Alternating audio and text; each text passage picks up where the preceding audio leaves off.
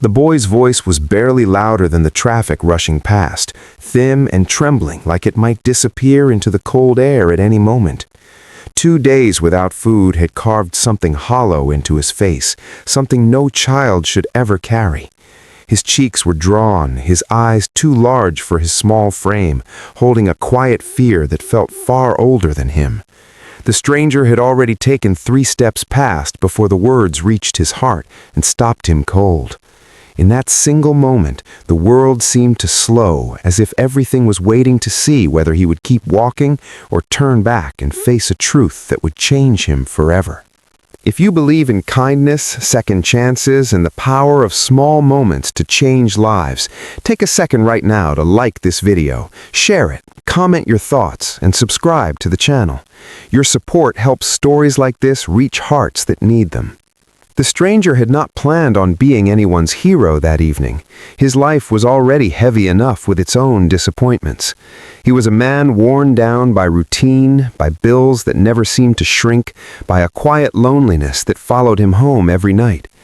The city around him glowed with neon signs and restaurant windows filled with people laughing over warm meals, but none of it felt meant for him. He had learned to keep his eyes forward, his heart guarded, because stopping for every tragedy would break a person. That was what he told himself, at least. But something about the boy rooted him to the pavement. Maybe it was the way the child stood protectively in front of a much smaller girl, her head pressed against his side as if he were the only wall between her and the world. Or maybe it was the way hunger had stripped away any sense of childhood, leaving behind only responsibility and fear.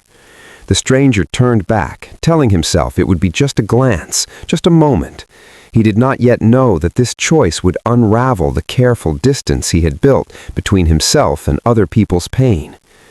The children looked out of place against the towering buildings and flashing lights. Their clothes were clean but worn thin, the kind that had been washed too many times and handed down too often. There was no sign of parents nearby, no adult presence lingering just out of sight. The stranger's chest tightened with a familiar discomfort, the kind that came from seeing a problem too big to solve quickly. He had been burned before by trusting strangers, by getting involved when he should have walked away. Still, he knelt down, lowering himself to their level, trying not to scare them. The boy's shoulders were tense, his posture rigid with the kind of courage that comes from necessity rather than choice. He explained their situation in halting words, not begging, not demanding, simply stating facts as if hunger were an ordinary inconvenience rather than an emergency. Their mother had been sick, they had been moving from place to place, money had run out faster than hope. The stranger listened, every word landing heavier than the last, until the excuses he had prepared in his mind began to sound thin and cowardly.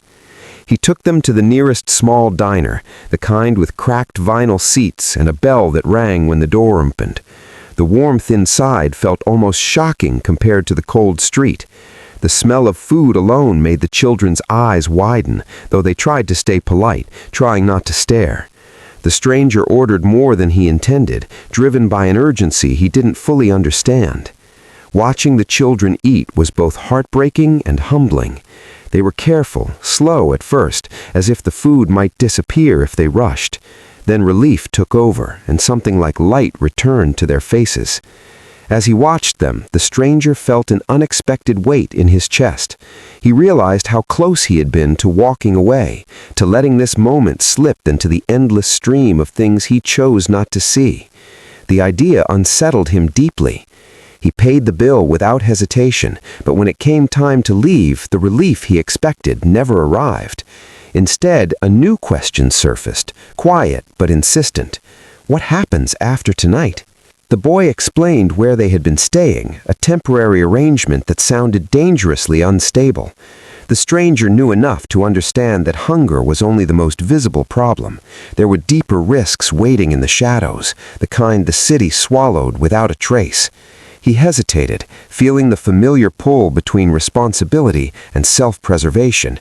Helping for one night was easy. Helping beyond that was something else entirely. He offered to walk them back, telling himself it was only to make sure they were safe. The streets felt different now, heavier, as if he were seeing them for the first time. Every dark alley, every passing stranger seemed sharper, more threatening. When they reached their destination, the reality of their situation became painfully clear. The place was barely shelter, let alone a home. The stranger stood there longer than necessary, his mind racing, knowing that leaving would feel like abandoning them all over again. That night, as he lay awake in his own bed, the boy's words replayed in his head. 2 days without food. He thought about how close he had been to never hearing them at all. Sleep did not come easily, and when it did, it brought dreams filled with empty streets and small hands reaching out for help that never came. The next morning arrived with an uneasy clarity. The stranger went through the motions of his routine, but everything felt altered, as if a thin veil had been lifted from his life. The city no longer looked the same. Faces blurred together, yet he found himself searching for the children in every crowd, half afraid of what he might find if he did see them again. By midday, the restlessness became unbearable. He realized that pretending nothing had happened would be its own kind of cruelty. He returned to the area where he had met them, telling himself he was only checking, only making sure they were all right. The relief he felt upon seeing them again surprised him. They looked tired, still vulnerable, but there was recognition in their eyes now, a fragile trust that made his chest tighten. The boy tried to stand taller, to appear strong, but exhaustion seeped through every movement. The stranger understood then that one meal had not solved anything. It had only revealed how deep the need truly was. He began to help in small, practical ways. Groceries, warm clothes, information about local shelters and assistance programs. Each step felt tentative, as if he were testing how much involvement he could survive.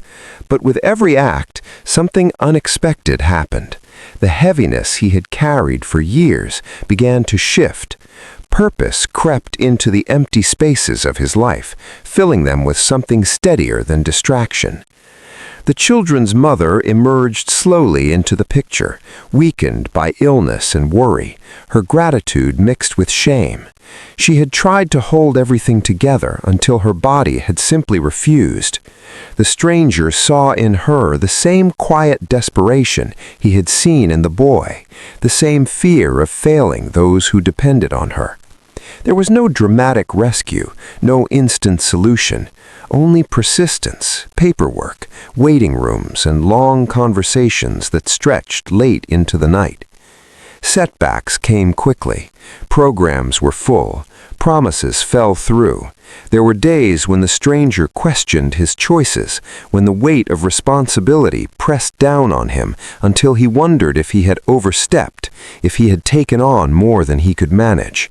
But then he would see the children laugh over something small, or watch the mother regain a bit of strength, and the doubt would soften. Weeks passed, then months. The stranger's life reshaped itself around theirs in ways he never could have predicted. His evenings were no longer silent, his weekends no longer empty. He learned the rhythms of their struggles and their small victories. He learned that kindness was not a single act, but a commitment, one that demanded patience and humility. Still, fear lingered beneath the progress. The system was fragile. One missed appointment, one bad turn of luck could undo everything. The stranger lay awake many nights, staring at the ceiling, wondering what would happen if he failed them. The thought terrified him more than his old loneliness ever had. The turning point came quietly. A stable housing opportunity opened up, modest but safe. The relief was overwhelming, tempered by the knowledge of how close they had come to slipping through the cracks. The day they moved in, the air felt lighter, as if the city itself were breathing with them. The boy explored every corner, his curiosity finally free from fear. The girl laughed, a sound so bright it made the stranger's eyes sting. As they settled into their new reality, the stranger realized how much he had changed. The man who once hurried past suffering now found it impossible to ignore. He had not set out to become a permanent presence in their lives, yet here he was, unable to imagine leaving. The bond that had formed was not born of obligation, but of shared survival. Time has a way of revealing the true shape of things. Months turned into years, and the emergency that had once defined everything slowly transformed into a life. The children grew stronger, more confident, their laughter no longer fragile. Their mother regained her health and her sense of dignity, standing taller with each step toward independence. And the stranger, no longer quite a stranger, discovered a version of himself he had never known existed. He understood now that walking away would have been easier, but easier had never meant better. The choice to stop, to listen, to care, had reshaped not only their futures but his own. He saw how a single moment of attention could ripple outward, altering paths in ways no one could predict. The city still held its share of darkness, but it also held quiet miracles, often unnoticed. There were days when the memory of that first encounter returned with startling clarity. The thin voice, the hunger, the crossroads between indifference and compassion. The stranger would think about how close he had come to choosing himself over someone else's need, and the thought humbled him. It reminded him that kindness was not about grand gestures, but about presence, about refusing to look away. As the children prepared for new chapters of their lives, the bond between them remained unbroken. It was not defined by labels or expectations, only by trust earned slowly and honestly. The stranger watched them step forward with pride, knowing that their strength had always been there, waiting for a chance to grow.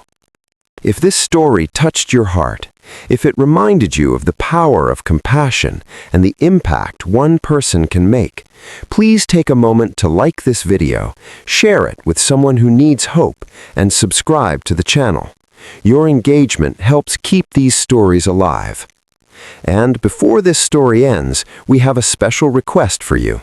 Please comment the word kindness below if you believe small acts can change lives. In the end, the stranger understood something simple yet profound. He had not saved them, they had saved each other. And all it took was the courage to stop walking and listen.